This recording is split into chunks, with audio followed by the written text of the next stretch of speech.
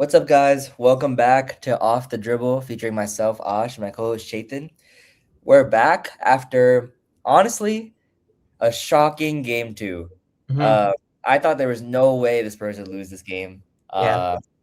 And for large parts of this game, bro, I guess you can just start talking about it. For large parts of the game, the Spurs looked like they just didn't want it as much as the Knicks. Hmm.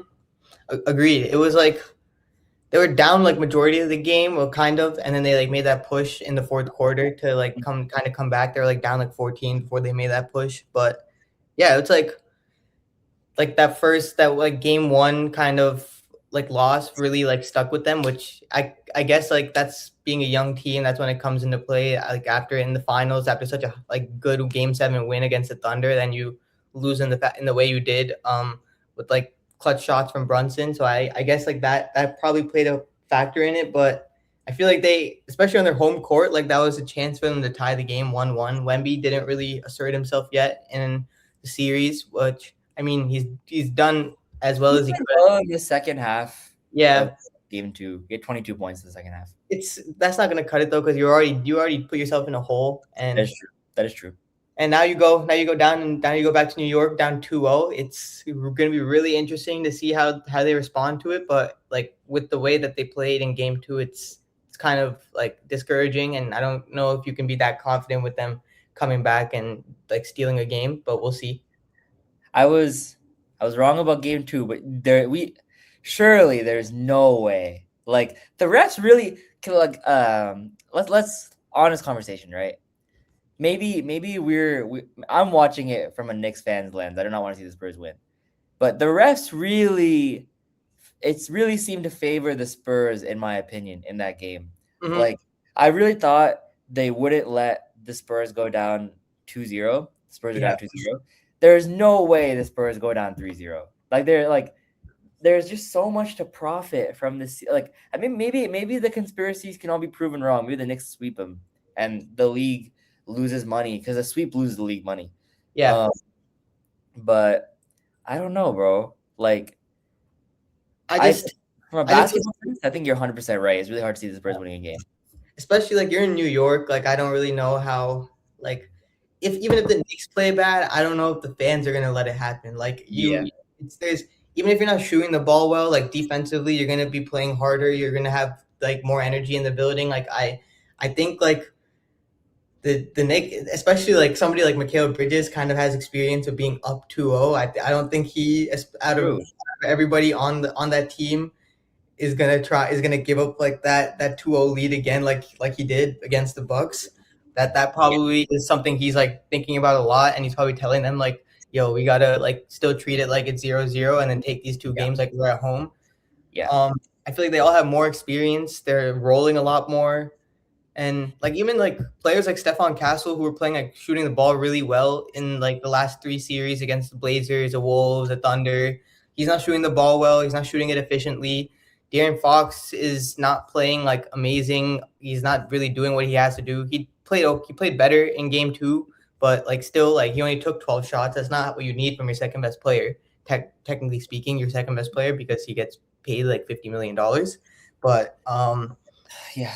yeah, I just don't see it happening in a basketball standpoint, and I think like I don't know how much control the refs can have because the Spurs really, like you said, the Spurs. I feel like the refs favor the Spurs. They had more free throws than the Knicks in game two. I And think in game Castle one, is basically playing football, bro. yeah, and then in game one as well, the Spurs led the free throw differential. So like even if the refs wanted to happen, if the league wanted to happen, I don't really think like You know, basketball wise it can. you know who has the all-time record for free throw differential in a series? Who? The Spurs. Yeah, Do you want to know what series? against you guys. Yeah. Yeah. Fucking Spurs versus refs. Fucking fuck out of here. Yeah. Um, to me, I think there's two stories, right? And I guess both of them are going to revolve who I think the Finals MVP is so far. Mhm. And one is we have yet to get a good Jalen Brunson game. We got a great Jalen Brunson fourth quarter, but I think it's safe to say he's played 7 dog shit quarters so far. Yeah. And we have yet to get a bad Carl Anthony Towns game. Mhm. Game one, he was exceptional. I don't think the numbers really backed up how well he played. Game 2, he's exceptional in the first half. He has 17 points. He then gets into foul trouble, which Yeah, is, that's well, let's fine. be honest, is expected. And the next person, Mikal Bridges, really stepped up in the second half. Like he didn't. There was a stretch where he just didn't miss. Hmm. So again, I think the Knicks, unlike the Spurs, unlike the Thunder, really play as a team. Like Jalen Brunson, this team doesn't go as Jalen Brunson goes in the sense that he can have bad games and they can still pick him up and win. Yep. That's what I thought the Thunder would be like, because yeah, that's how we were in the regular season with Shea. Shay's having some bad games, so we were able to win. In the playoffs, that wasn't necessarily the case. Uh, we kind of need Shea, but the Knicks have found a way to run the offense through Cat, such that OG and Mikhail are always going to get touches. Like, and none of them are scared of Wemby. Yeah. And I don't know if that's just because Cat's gassing out Wemby on one end, so Wemby's a bit less has less energy for defense, or if they're just like attacking him. Like the Thunder, the Wolves, the Blazers, they all showed him like what we thought was appropriate fear, but Cat's just like OG just dunks on him, bro. Like Yeah. there's nothing there. So I don't know. I think Wemby might have found something in the second half. He had a lot of points in the fourth quarter, just attacking Towns over and over again. So he might have found something. It's tough for me to. I mean, we both thought Knicks in 6 before the series started. I'd be more closer to Knicks in 5 than the Spurs Yeah. winning like the series, but I'm still hopeful as like a relative, like someone who's trying to be a neutral fan, that we at least get a game 6. You know what I mean? Because it doesn't Yeah. look like it's gonna be that way right now. In my opinion, though, I think best case scenario right now is we get game 5. You think a sweep is more likely than Knicks in 7? Yeah, I think so. I don't think like I think Wemby is he's shown a lot of like frustration, especially like the last part of the game. Like I don't obviously he if there's somebody that's gonna like kind of that could forget about it and move on and then like that would be him. Like he went to the Himalayas and like meditated. So if he would be able to calm down, probably be him. But at the same time, like he's 22 years old. It's his first finals.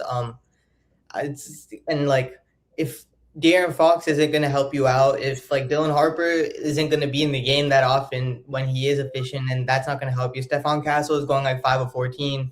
That's not going to help you. And to be honest, they don't have two. They don't have any other like depth. Their sixth man of the year plays like 10 minutes. Has Terrible, bro. He's terrible.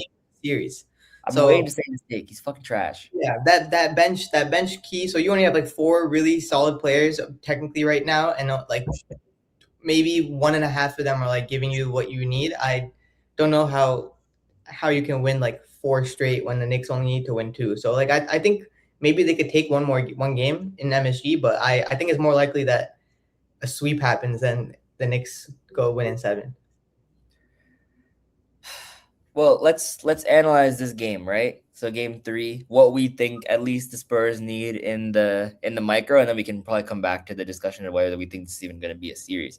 But I think we need 48 minutes of Victor Wembanyama to play well. Yeah. That's probably the biggest thing. I think the second biggest thing, which I've seen no one talk about, is we need Mitch Johnson to like coach a game.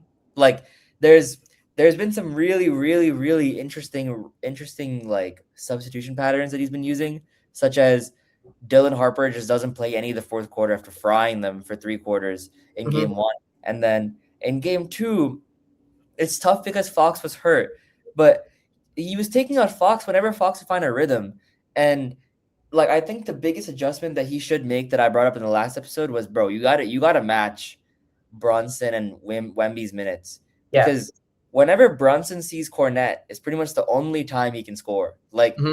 he sees Cornette and they force so much to him that he's able to ping passes to Bridges and Anunoby in the corner. Like he's able to really control the game when Cornette gets in the game, taking advantage of Cornette like no other teams has played the Spurs really have so far. And like with Wemby in the game, Brunson's definitely going to find it difficult to attack the rim because he's shorter than me. So so I don't know. I think those are some adjustments that need to happen. What say you? Do you think the Spurs didn't have a chance? Yeah, I think like you said, like the Cornet minutes need to be a lot better, and you need to limit them as much as you can. But again, you still have to give Wemby some rest because he's not used to playing like 40 minutes a game. Again, he only has to do it for 4 more games this series. So if there's a time for him to like go over his like threshold, it would be now. So I'm not surprised if next game Cornet only plays like 4 minutes and Wemby plays like 44. But I think I agree with that. I also think I think Stephon Castle really needs to step up. Like he was we both can say probably the Spurs best second best player in their playoff run so far. Easily.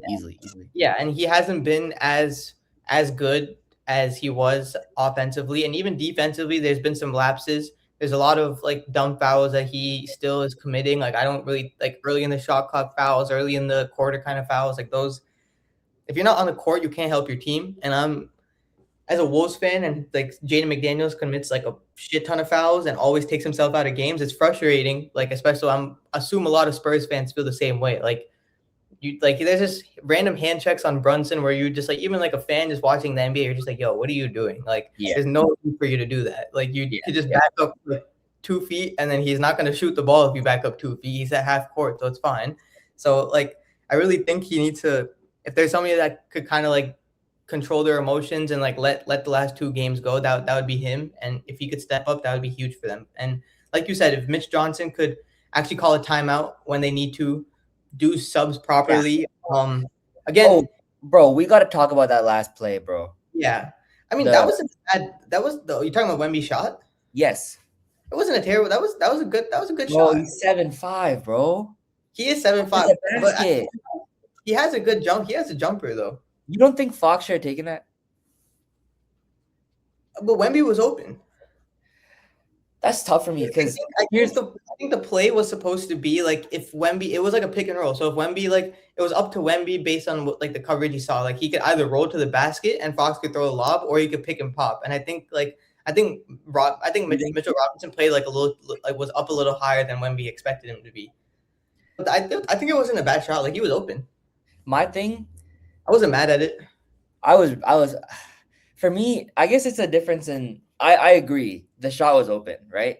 But his jump shot hasn't been falling the whole series, bro. Like yeah.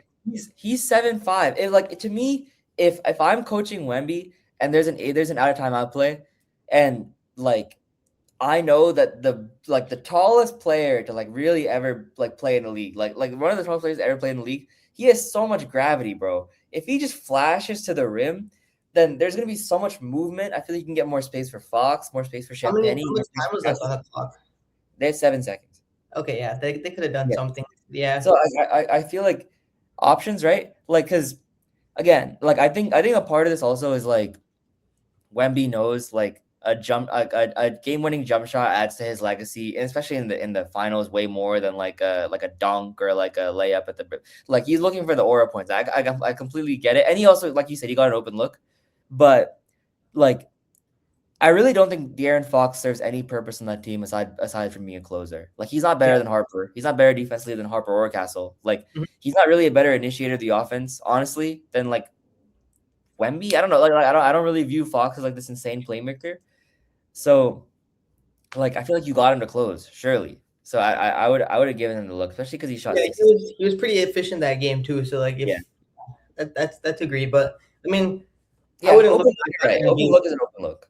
Yeah, and I've seen Wemby make like contested mid-range shots and pretty frequently, and it's like it's pretty cash. So I'm like, if it's an open mid-range shot, I'm like, it's not crazy, but fair. Yeah, I agree. Like he could have done something else to get him a better look, maybe lead to like get him to the line or something like that. But like you said, like I think putting the ball in Fox's hands in the beginning of that play like kind of ruins it because Wemby, you're not gonna put him in the post and then like give him the ball in the post. He's more of like, let me get it to the top of the key and then work my way up. But if you have Fox on the floor, you're going to give the ball to Fox first to initiate the offense. So that kind of like takes out like what Wemby would normally rather do from an inbound. I think like the better thing would have been is like just let Wemby get the ball from the inbounds and then let him do what he wants to do from there. Yeah. Because once Fox got the ball, it took him like 2 or 3 seconds to even like initiate and get into that pick and roll. And then Wemby really couldn't do anything at that point other than like he got the ball with 2 seconds left. It's either go for the shot or do something else. Like pump fake and lean, yeah. But I don't know. Like to me, that's another coaching issue, in my opinion. Yeah, like, agreed. I think Wemby has to catch that ball in the post because like he's Hmm. Forcing Yeah, him to that's dribble so yeah, much in the perimeter that I think he has what 8 turnovers in the series, yeah. 10 turnovers in the series. So like I feel like you just give him the ball in the post because who's guarding? Like once you run an off ball screen action and get a different defender on him, if you get cat off him, who's guarding him, bro? Realistically, Yeah. like you're putting OG in the situation. He's like he gives up a foot. Mikhail gives up like 100 pounds in a foot. Like Yep. Brunson is a joke. So I I would love to see like some action run for Wemby because Wemby honestly like for being a star player, they don't run that many sets for him, I feel. Like a Hmm. lot of it is kind of like in the flow offense. Like he gets a ball off a putback, like he's like low like catch turnaround mid range. Like I feel like they run more actions to get Vassell and Champagne open than they get to run for Wemby, which is like Yeah. really weird. Agreed. So I'd love to see a lot of the offense run through him as well. Yeah, that's definitely something that they could game plan for next season, or even like next game. Like you Yeah. have 4 more games to do it, so might as well give it a try right now when you're down 2-0, and then Yeah. see what happens. And my last thing would just be, I think like last game, De'Aaron Fox and Stephon Castle combined for like 8 turnovers. That your two guards can't have a combined 8 turnovers. You need the ball in your hands to win. So especially in That's been MSG, a strong game all yeah, series. especially in MSG, you need to limit the turnovers because you need as many shots as you can get. So I think that would be huge if they can control the possessions. Yeah. And on the Knicks side, it's honestly, I don't think they've played a good game yet, and Yeah, they're up 2-0. honestly, just like do what they've been doing and see and then let Brunson's shots start falling more, and then like That's the that's all thing, they bro. really got to do. Bronson is one of like the most notorious playoff risers in the league, Yeah, and he's had back-to-back games. He shot 12 of 31, and in this game he shot what 7 of eight, 25. yeah, it's 87 to 25. Yep, I was gonna say Yeah, it. so what? He's combined 19 of 56. Bro, Mm-hmm. that's like 20, that's like 30%. Like he's been he's been terrible, and that will not last. If you're a Spurs Exactly. fan, you're hoping that Jalen Brunson is going to shoot 28% for the field for the series. Like you're crazy. And there's been no evidence that Karl Anthony Towns can be guarded in by anyone in the series. Like Yeah. he's pretty much getting whatever he wants whenever he wants it. Yep. I think they just got to do what they got to do, what they've been doing. And like you said, like I don't think Brunson's gonna have 4 bad games. I think No way. especially he's gonna have. I think if there's a game where he's gonna have a good game, it's gonna be at home. So one of these 2 games is definitely one of the games where he's gonna come out. And I think they'll either win the series or they'll be up 3-1. So it'll be one of those two. Up 2-0 in the Garden. You got the president at the game. First ever sitting president to ever visit an NBA game. Mm-hmm. You have Adam Silver. You have probably the commissioner of FIFA will probably be at the game as well to promote the World Cup. You have pretty much all. You have Mamdani's gonna be at the game.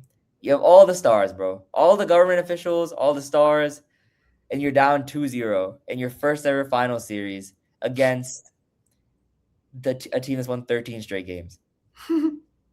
It's fucked, Yeah, bro. GG's. Like again, and people laughed at me for saying Knicks and 6. I'm closer to GG's. saying Knicks and 5 than I am Spurs and 7.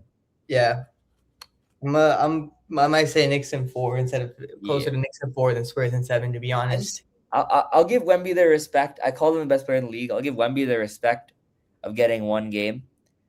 However, a sneaky winner, Shea Gilgeous-Alexander's best player of the year case, best player in the world case, suddenly peeking back open. Yeah, if they lose, yeah, definitely. Suddenly, like backdoor after Shea disgusting terrorist series. Like he might be able to find a way. No, Yeah, like I'm excited for next season, man. yeah. I think we both. Well, you think the Spurs take game 3? I Okay, hope I think the Knicks take game 3, and then the Spurs take game 4, and then it goes back to San Antonio, and then the Knicks win it there. if the Knicks take game 3, I hope they also take game 4 and Yeah, just but yeah.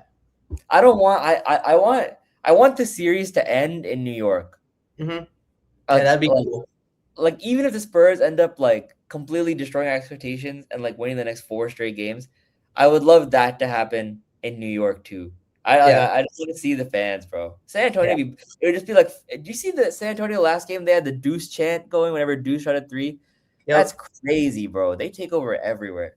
Yeah. They got New York fans are everywhere. So and San Antonio fans are also like really good. So it's kind of crazy that Knicks fans. I was gonna say, because in my head I was like, would they take over Oklahoma City? And Nah, it's I like don't think so. that's tough. It is like I think that's the hardest stadium to take over just because of how there's It's because nothing else. it's Oklahoma City. Like if you're from there, you're a Thunder fan, most Yeah, likely. But yeah, other than that, I think from our end. That's all we had for you. Is there anything else you just wanted to quickly touch on before we end the pod? no, I think game three is the only relevant thing right in the NBA. Yeah. We'll come back on after game three, and give you guys our immediate reactions in a game four preview, and we'll see what happens in game three. It's gonna be a good one, I hope. First time a finals game in the Garden in a long, really, really long time. I know. So Gardens in New York is gonna be popping. So it's gonna be exciting to see. But until then, follow us on YouTube, Instagram, and TikTok at Off the Dribble Pod, and we will see you guys next episode. Peace.